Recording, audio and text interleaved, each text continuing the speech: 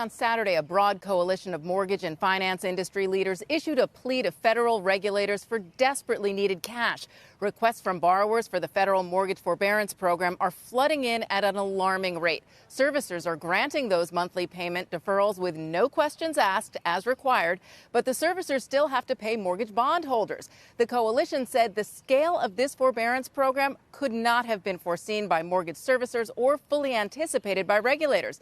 It is therefore incumbent upon the government to provide a liquidity facility for single-family and multifamily servicers. Any further delay could lead to greater uncertainty and volatility in the market. Now, I spoke with Jay Bray, CEO of Mr. Cooper, the largest non-bank servicer in the nation with close to 4 million, mostly government-backed loans.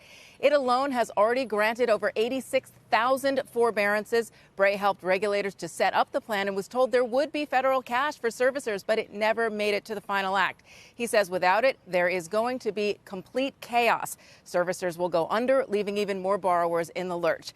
Joining us now for his take on this is David Stevens, former FHA commissioner during the subprime mortgage crisis and former CEO of the Mortgage Bankers Association. Dave, thanks so much for joining us. Good to be with you, Diana. Now, you disagree with the way this whole forbearance plan was set up, that borrowers don't have to prove any financial hardship. I'm told it was set up that way so borrowers would get relief immediately. What's your issue with that?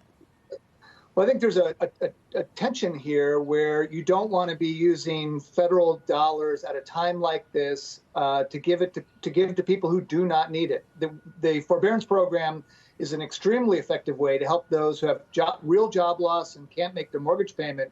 But the way this is being rolled out, it's fraught with moral hazard. It's open to anybody, whether they're wealthy and have paychecks and can continue paying their mortgage, as well as those who truly need the money. And unfortunately, that's just going to balloon up the total size of borrowers who execute and take the forbearance plan, putting an extraordinary burden on the private sector and ultimately the taxpayer.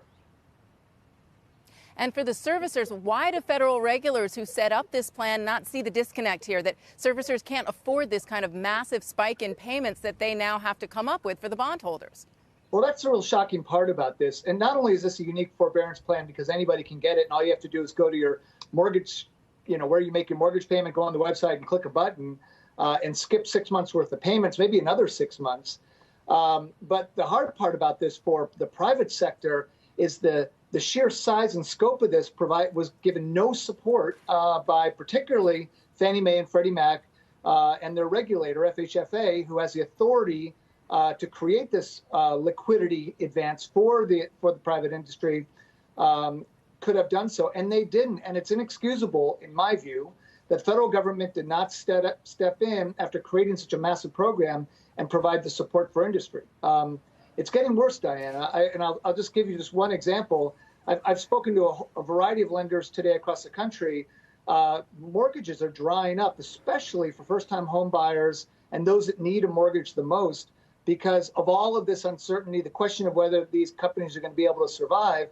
We need to back up what we do as a federal government, whether through congressional legislation and through the regulatory community, by rolling out these programs to make sure that industry can survive and continue to provide liquidity to the housing market, which we will desperately need as we start coming out of this recessionary period, at least coming out of being locked in our homes and going back to work. Right. Commissioner Stevens, it's Kelly back here in the studio. I just want to clarify something, because it seems that a big part of what's happening in the mortgage market is also because low rates are causing huge prepayments and refinancing. So it's kind of a double whammy right now for investors. So understandably, they're pulling back. For the people who forego payments for a few months, as my understanding is that gets added to the principal. So it's not clear to me why a lot of people would want to choose to forego that for a few months if they're going to have to pay it off at some point anyway, and they do have the means. So just like your thoughts on that as you respond with, what else authorities could do here to make sure the mortgage market doesn't dry up altogether.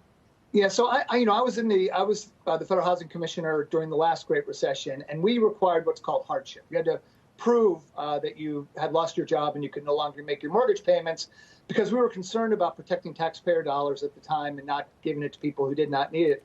But to your point, it's interesting how the repayment programs will work. FHA, for example, you really don't have to repay the loan, the advances, until you pay off the home. They simply get tacked on the back of the loan in what's called a secretary's lien, which is the formal term for it, no interest, non-interest bearing, and it just becomes something owed down the road. So I guess for people who even can afford to make the payments, being able to get sort of interest-free money, thanks to what Congress has permitted here, is a really questionable step. And so while we're hopeful, and Director Calabria of FHFA has said publicly he's hopeful people will be honest, and if they can afford to make their payments, they will, I'm hearing stories from real estate agents and others across the country who are telling me that's not always the case.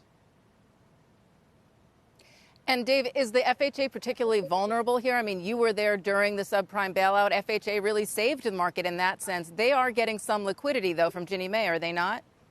They're getting liquidity from Ginnie Mae, but understand how this works. FHA guarantees all these mortgages. And after the servicers outlay 6 months' worth of payments, which they'll make to the investor, they can submit what's called a partial claim to FHA, and FHA will reimburse the servicers for all of those payments.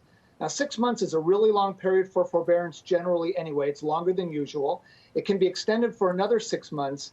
The MBA, Mortgage Bankers Association, has estimated the cumulative impact here. If 25% of all eligible borrowers opt in for this, it could cost somewhere between $75 to $100 billion of advances.